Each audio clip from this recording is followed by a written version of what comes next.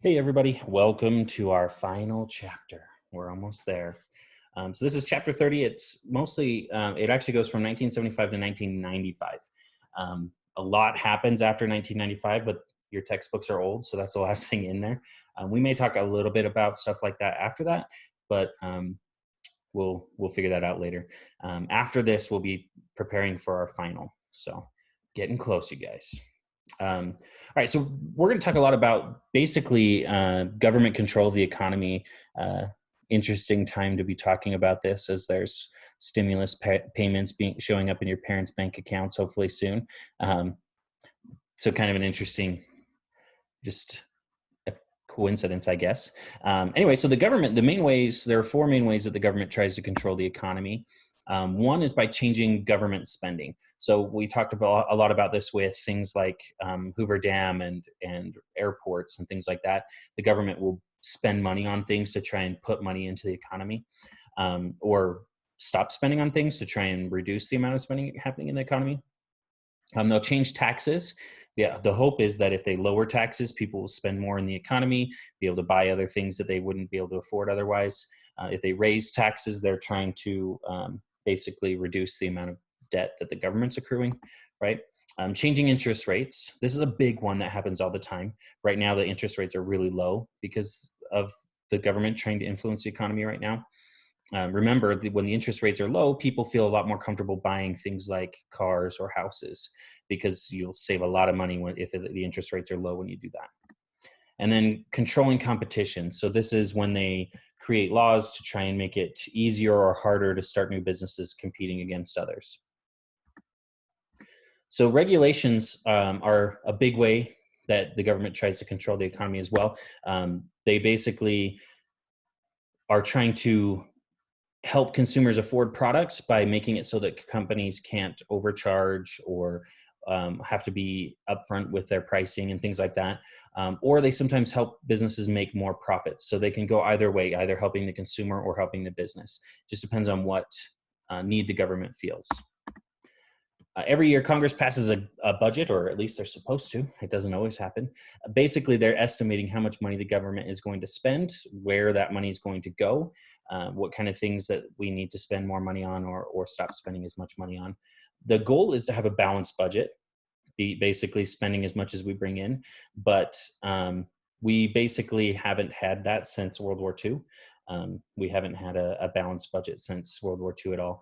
And if you look long term, obviously, it's just our debt's been growing basically every year. This creates a big amount of debt because we use deficit spending a lot. This current situation is going to make that deficit even bigger, that national debt even bigger. Basically, this debt is owned by a lot of people. A lot of different groups own part of this debt. You can own part of this debt if you go and buy government bonds. Basically, that's you buying the debt. You'll get the interest for it. So you go and buy X amount of dollars, and the government will pay you back more in however many years. Lots of companies do this. It's a pretty safe investment. You don't make a ton of money compared to some other types of investments, but it's a safe, stable income, basically. As of 2015, when I first made this slideshow, the debt was 18 trillion. Last I checked, it was 21. It's probably going to go up really quickly here in the next little while. I would not be surprised if in the next few months we hit 23 or 22 and some change. Basically, about a third of this debt, though, is owned by people outside of the U.S. 2/3 is owned by people inside the U.S. So when you hear that China owns America in the news, that's baloney.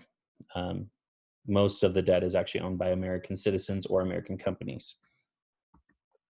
So Jimmy Carter was actually the candidate for the Democrats in 1976. He was pretty close to the center, though. A lot of times we have Democrats and Republicans that are on one side of the spectrum or the other. They're crazy far Republican, they're crazy far Democrat, and it's really hard for people in the middle to vote for them. Jimmy Carter, though, was more towards the center on things. And so a lot of people who were in the middle decided to vote for him instead of the people that the Republicans were touting. Plus, remember, Nixon was a Republican. He was basically he messed it up for the Republicans for a little while after that because he um, betrayed the trust of the American people, right? So they didn't want to vote a Republican in. Jimmy Carter won um, because of that. Actually, if Nixon hadn't done what he had done, the Republicans might have won that election.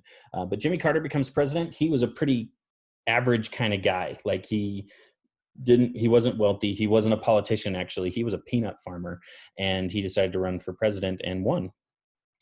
Kind of cool. So what Carter wanted to do was get rid of a lot of regulations. He started with things like trucking and railroad regulations. He started getting rid of some of those. But basically during his presidency, inflation started to go up a lot. Remember, inflation is when the things that you buy cost more over time. So if you bought something one year for $1, the next year it might cost $1.10. And if that's happening with everything you buy, then you're going to be in trouble, right? The average inflation is about 2% right now. I can't remember the exact amount under Jimmy Carter, but I feel like it was 5 to 7, somewhere in that neighborhood. So one of the things that Jimmy Carter tried to do was actually increase interest rates. His hope was that people would, that companies and businesses and things like that would stop spending as much money with the interest rates being higher. But actually what it did was make it so the inflation kept going up, and it just made it harder for individuals to buy anything. So it kind of created two problems. Well, it continued one problem and created another. Jimmy Carter was also really not looking to be president so that he could work with other countries. His big thing was to try and improve the lives of the average American. He wasn't going to go and visit China like Nixon did. He wasn't going to try and create strong bonds with other nations. He was mostly working locally, except for one issue. He actually reached out to Israel and Egypt and had them come to Camp David. Remember, that's the presidential retreat. He had them come there. They worked out a treaty that was signed by both sides, and this was a huge victory for the United States as a peacekeeper. It was a big victory for Israel. For Egypt, though, the Egyptian leader actually was assassinated shortly after this because people hated it so much. They basically thought he gave in to the United States and to Israel and betrayed their people, so they killed him. He also tried it for another SALT treaty. Remember, SALT 1 was a treaty that limited the use of some types of nuclear weapons. He tried to get a SALT 2 treaty passed, which is why we call SALT 1 SALT 1. But SALT 2 actually didn't pass. It didn't get signed by Congress. So that was a failure. During his presidency, there was also a big problem in Iran. A bunch of terrorists actually basically took over our embassy in Iran. There were 52 Americans there that were held hostage, and they were actually held hostage for 444 days by the time they were released. And Jimmy was trying to do his best to work out this situation. He was negotiating. He was trying to work with them to try and get these people released. Nothing he did really worked. He actually even tried to send in a special forces team to rescue them, but they actually called off the mission because of some helicopter failures. There was an engine of one of the helicopters failed, and they needed the numbers to win, so they actually called it off. Basically, Carter wasn't able to get these hostages released at all. The only reason they were actually released on that 444th day was because Reagan took office, and the terrorists were more afraid of Reagan than they were of Carter. So Reagan accidentally solves the problem, actually, which is kind of funny. Basically, because Carter created or had two problems during his presidency, people didn't like that, and it led to him losing the next election.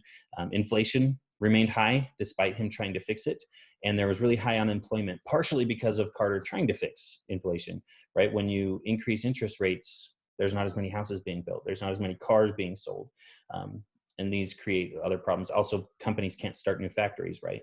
So that leads to high unemployment as well. And now those are the two big reasons that Carter actually didn't get reelected and Ronald Reagan did. Look, there's a spelling error on my slide. It's probably been there for 2 or 3 years, and I'll forget about it next time I see this slide. Oh well. Anyway, here's Reagan. Big thumbs up because he's the winner. Awesome picture. What a cool dude. Reagan was an interesting guy. He was actually an actor, not a huge actor. He wasn't like A-list star or anything like that, but he actually was a fairly well-known actor in Westerns, especially, and ends up becoming the president, which is kind of cool. Anyway, he was also the governor of California. That's where he gets his political experience from. And one of the big things he did while he was the governor of California was actually reduce regulation, which is what Jimmy tried to do, and actually improve the economy at the same time, which is what Jimmy couldn't do. And so people elected him hoping that Reagan would be able to fix this problem. He was also a no-nonsense kind of guy. He would say what he thought. He had really firm beliefs on certain topics, and he would stick to that no matter what. Kind of a blunt, get to the point kind of guy. Maybe that's why I like him. What a cool dude. Anyway, that's the end of the slideshow for today. Make sure you do your homework, and I will talk to you again tomorrow. Have a fantastic day, guys.